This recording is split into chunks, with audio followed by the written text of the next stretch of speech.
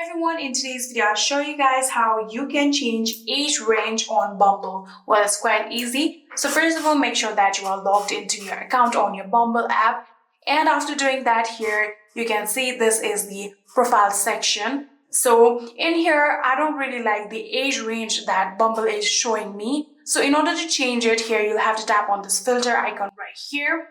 And after doing that, here you can see currently my age range is between 18 and 24. If you want to increase it, you can swipe it up like this and adjust it however you want, and also adjust this button.